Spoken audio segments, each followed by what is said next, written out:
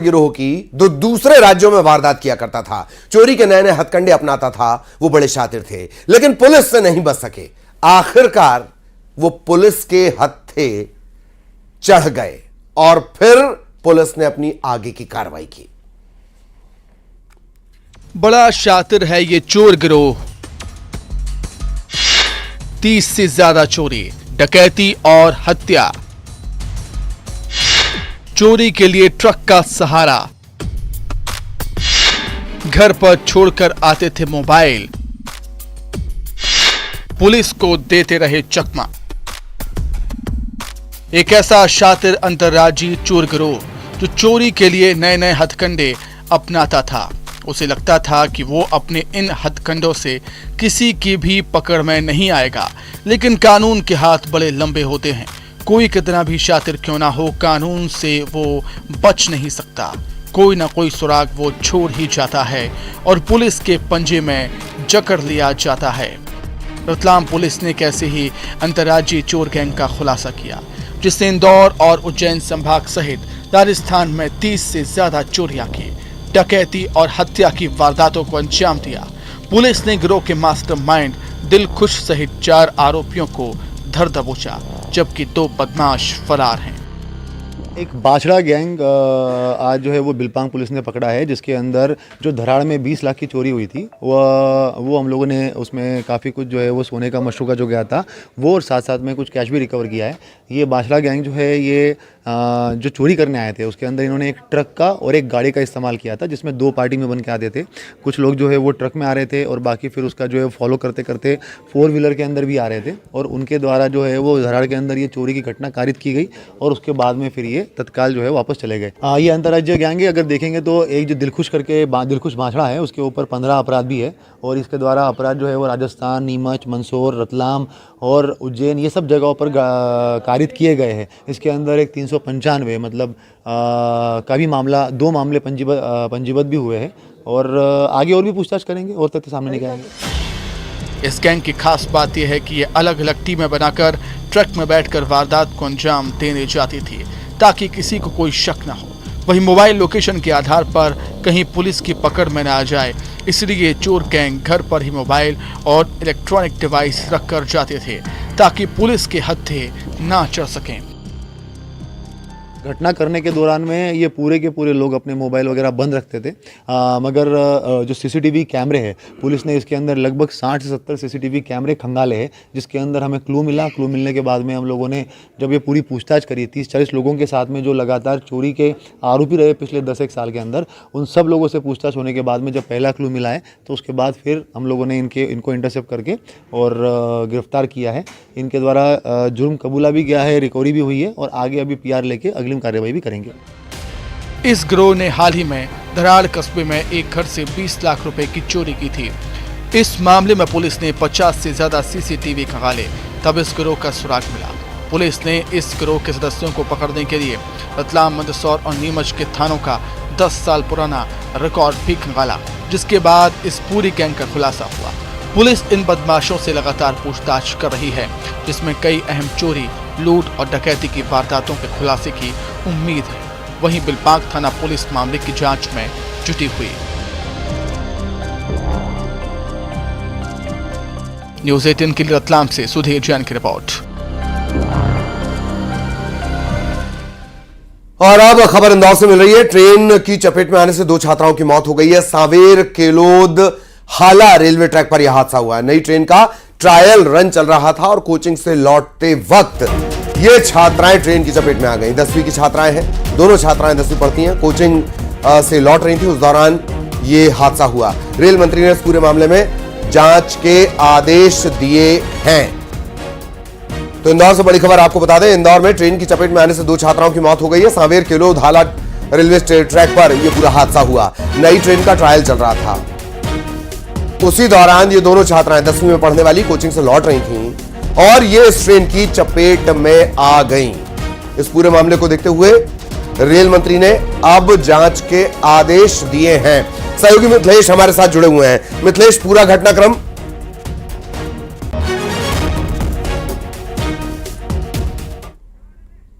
Line का काम चल रहा था, लाइन दोहरीकरण का काम लगभग पूरा हो चुका है। 1-2 दिन में ट्रेनें रूटीन में चलने वाली थी। आज उसका ट्रायल जो रन है वो किया जा रहा था।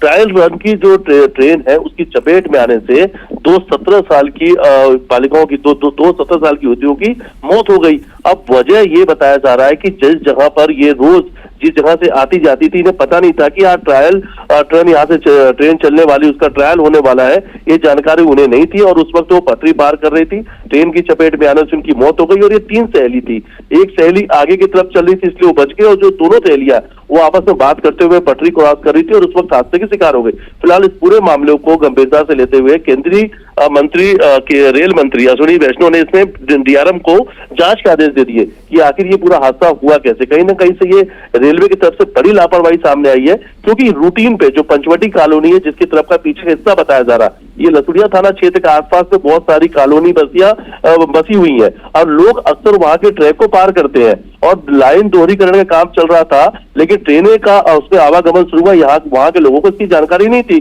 शायद उन्हें पता नहीं था कि यहाँ से आज ट्रेन निकल सकती है और वो हादसे की शिकार हो गई। और इसी लापरवाही को लेकर जांच के आदेश दिए हैं कि अगर आज ट्रायल रन जब किया गया था तो क्या आसपास के लोगों को बताया गया था, क्या वहां पे कर्मचारियों को खड़ा किया गया था रेलवे के कि यहाँ से इस वक्त पटरी को क्रॉस नहीं करे क्योंकि यहाँ से ट्रेन निकलने वाली है। तो इन सब चीजों को लेकर जांच के आदेश दे दिए हैं। अब लेकिन बड़ा मामला है, बड़ा घटनाक्रम हुआ क्योंकि 2 युवतियों की जान, 2 छात्राओं की जान चली गई है। 10वीं पढ़ने वाली है, 17 साल की है, कोचिंग से घर लौट रही थी और इन दोनों छात्राओं की जान चली गई है। चलिए बहुत बहुत शुक्रिया मिथिलेश आपका इस तमाम जानकारी के लिए। और इधर इस पूरे घटनाक्रम को लेकर सांवेर के जो विधायक हैं, मंत्री हैं तुलसी सिलावट, उन्होंने भी दुख जताया है इस पूरे घटनाक्रम को लेकर। 10वीं की पढ़ने वाली 2 छात्राएं ट्रेन की चपेट में आने से इनकी जान चली गई। मंत्री तुलसी सिलावट ने इस पर दुख जताया है।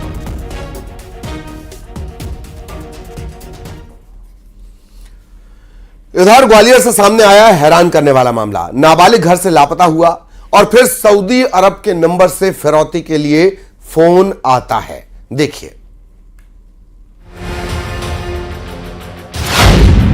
घर से लापता हुआ नाबालिग, बेटे को पाने के लिए तड़पा पिता,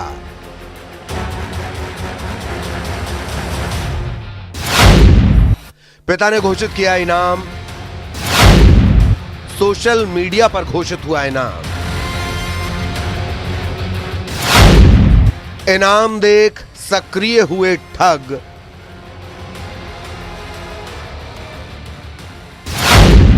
सऊदी अरब से मांगी फिरौती।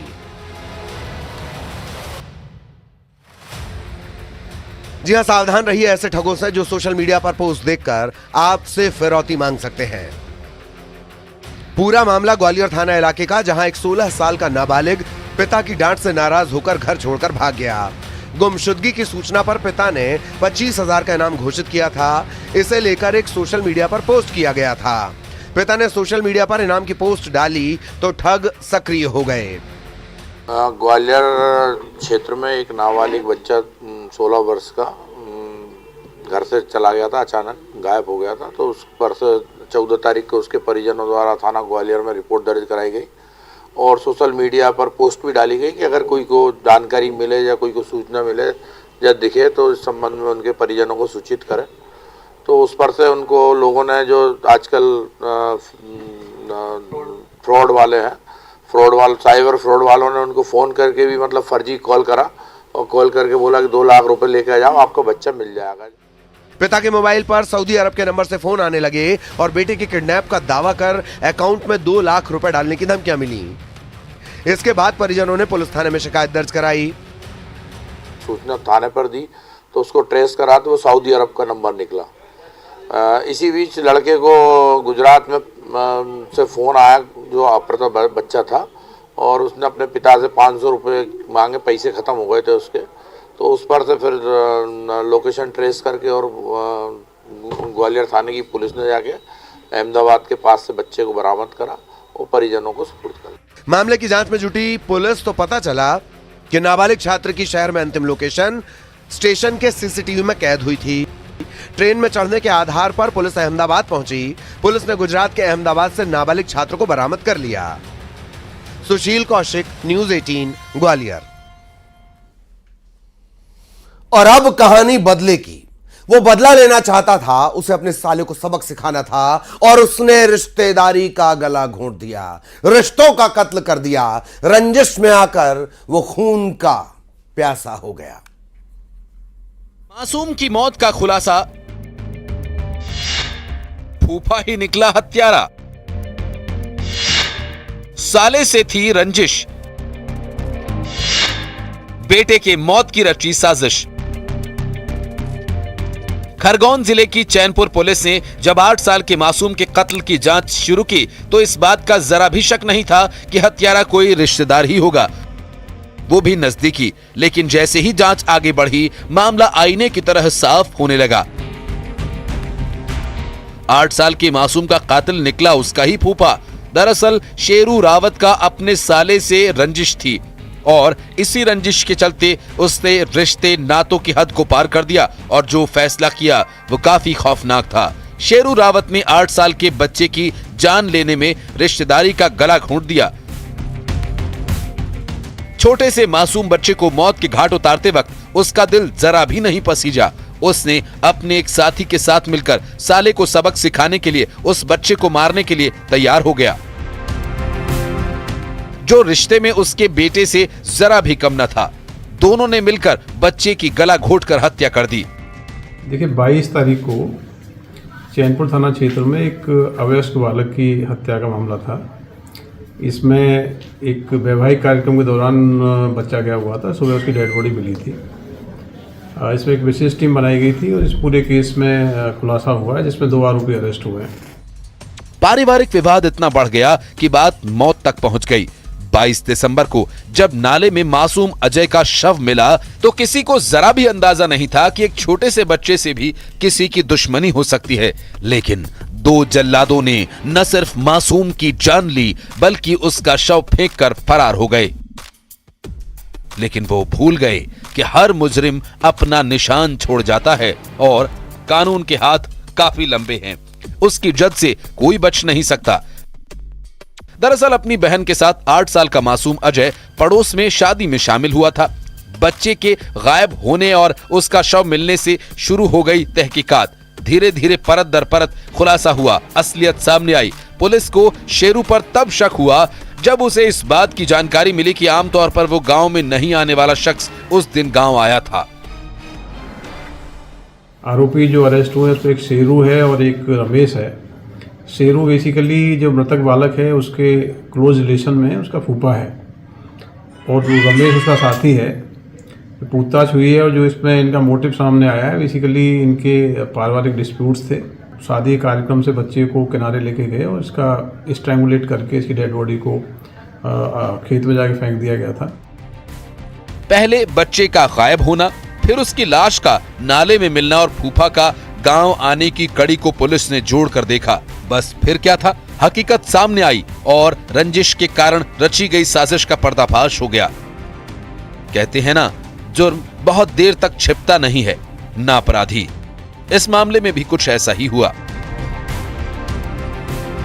खरगोन से आशुतोष पुरोहित की रिपोर्ट। और अब